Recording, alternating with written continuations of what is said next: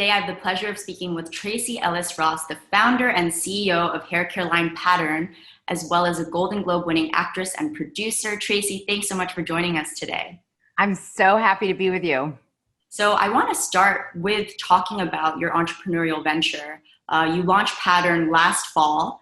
As you kind of reflect on the year that it's been, of course, there were so many uncertainties thrown in the mix as a new business owner.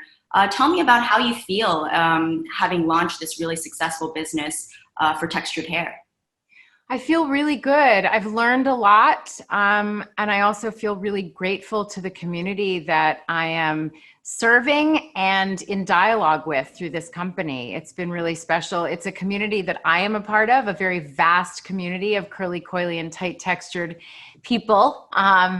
But to be in this new relationship with this community that is a different kind of dialogue has been really exciting for me, both in terms of the feedback and hearing how people are verbally telling me how the products are working for them, and also how our sales are doing, particularly during this pandemic. You know, it was a little scary. We launched phase 2, the styling products, during the pandemic, and I think so much of what's happened in this very unprecedented time has really reinvigorated my mission for the company, my intention and my promise of the brand. So my mission being to create effective products for the curly, coily, and tight textured community that are actually meant for us to support our hair, it be a company that is centered around the celebration of Black beauty, and also that we continue to be an active space where we are sharing and seeing our beauty, our authentic beauty. Mm-hmm.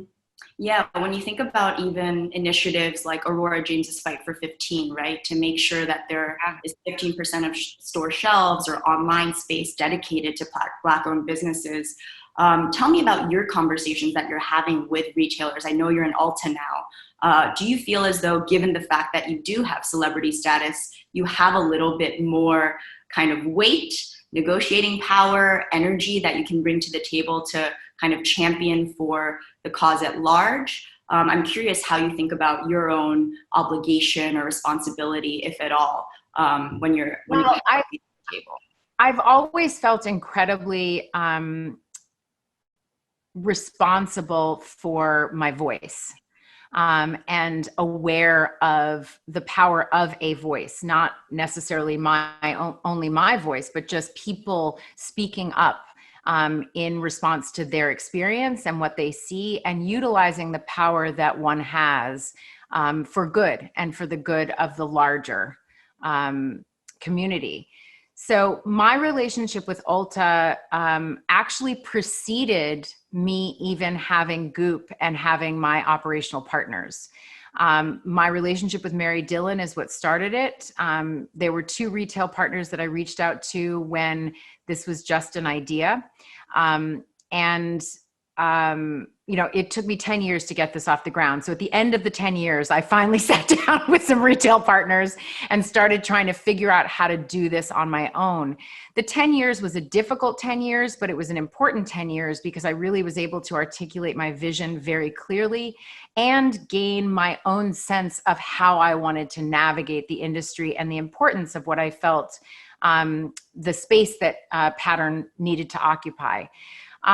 So I walked into my relationship with Ulta as a person who always was looking to create a more equitable space for women, for Black people, for people of color, across the board. It's something that is my guiding force and mission in my acting career, in my producing. That is how I move through the world. So it was no different in the beauty industry, in the beauty space. And I brought those questions to the beginning of my relationship. And it's one of the reasons I decided to go with Ulta. Mary Dillon has been focused on and fighting for inclusion and diversity at Ulta from when I started my relationship with them. And none of that has changed through all of this. And, you know, I had a very long experience during my 10 years of really learning about the market and why the market was not looking in the direction of this vast community of people that not only needed support and to be serviced by an industry, but also that had a lot of spending power. That if you just look at industry from a capitalist standpoint, it was also an untapped market for no reason, and needed to be addressed in both how one markets and creating metrics to support how one markets. I mean, one of the other paradigms that you've been instrumental in sort of dismantling and reshaping is the entertainment world, right? Whether it's through Blackish, I know you launched an overall deal with ABC as well earlier this fall. Tell me about the kinds of content. It feels so poignant, right? And particularly relevant this year during a very tumultuous pandemic, election-stricken year. I'm curious how you think about your own work. Do you feel as though there's another layer of importance and significance as you go and shoot now?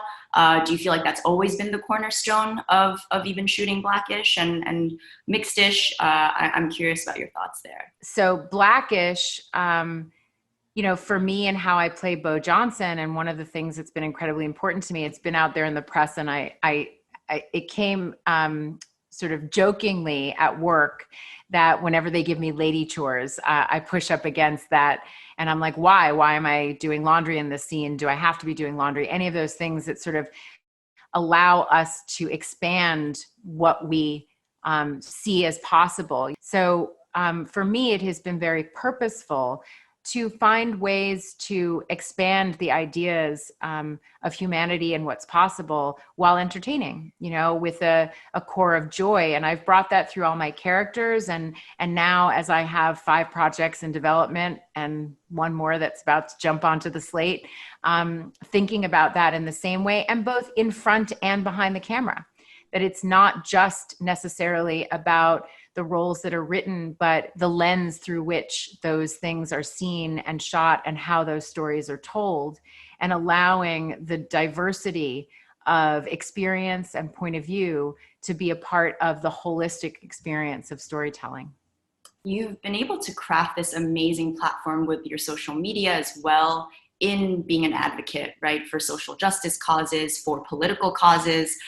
You were one of the hosts of the DNC earlier this year. When you think about the 2 runoff races happening in Georgia right now and the weight that you have thrown in different messaging or some of the statements that you've made, how do you feel as though your voice will lend to the greater cause? I've seen, other sorts of politicians, celebrities also perhaps relocating to Georgia for a little bit of time. Do you feel as though that push and all of this momentum will pay off? Do you have an optimism as we head into January? I do. We turned Georgia blue, and we turned Georgia blue through the extraordinary efforts and work of people like Stacey Abrams. These things do not happen by accident. And I think to tell the narrative of this election without, as if, voter suppression didn't exist, or this, I know there were a lot of headlines that this election was the safest it's ever been or whatever, but that was through the work of civil rights activists, lawyers, and, the Legal Defense Fund from the NAACP, that there were really incredibly intelligent, astute, and hardworking people that made sure that this election went off that way. And so my hope is based on and sewn into the fabric of the civil rights movement and the work that is being done. The uprising, the Black Lives Matter movement, people like Stacey Abrams, and there's so many others. I hope that people stay engaged. I feel like this last 5 years, we have seen people wake up in a way that we have needed to all wake up. And then in this last year, even more. The reality of you are only as strong as your most vulnerable neighbor has always been true, but we have been able to see it in real time, not as some sort of imaginary thing during this pandemic. And it requires all of us to show up for our fellows. And and really make sure that we are engaged in this process of democracy. So many people in this country have lost their jobs and have no idea how they're going to get another one because businesses are closed. There's so much happening. People are still like, numbers are higher than they were when we originally shut down in terms of this pandemic and COVID.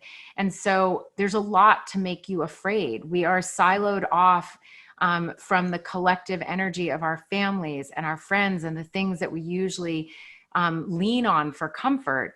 And so being engaged and informed has actually helped to lessen my fear and help me feel like I'm not helpless, but I can actually be involved and help move us in the right direction. I'm not the only answer, but I am part of the solution. Yeah, I mean, one of your passions is fashion. And of course, when you think about body politic and the way in which clothing can actually be transformative, right? And I loved in your speech at the People's Choice Awards where you say it can be a tool for transformation. It's an entrance and clothes can be your superhero cape. Do you think eventually you may run for office one day in your fashionable glory? That was quite an entrance into that question. I don't know. I have no idea. I don't think so.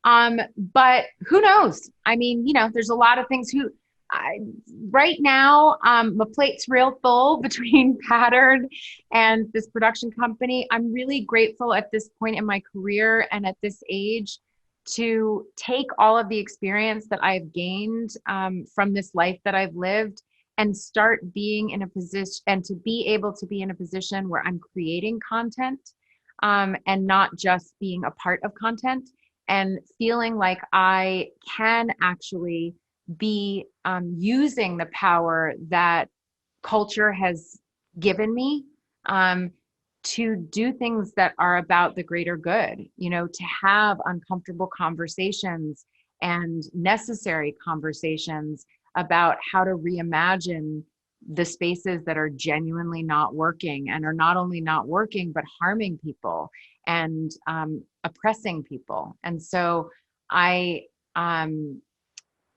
don't know if that would lead itself to running for office in any way, but if that's the call that happens and it's a way that I would end up being effective, then I'm not closed to the idea, Yeah, not ruling it out just yet. Thank you so much, Tracee Ellis Ross. It was a joy speaking to you today.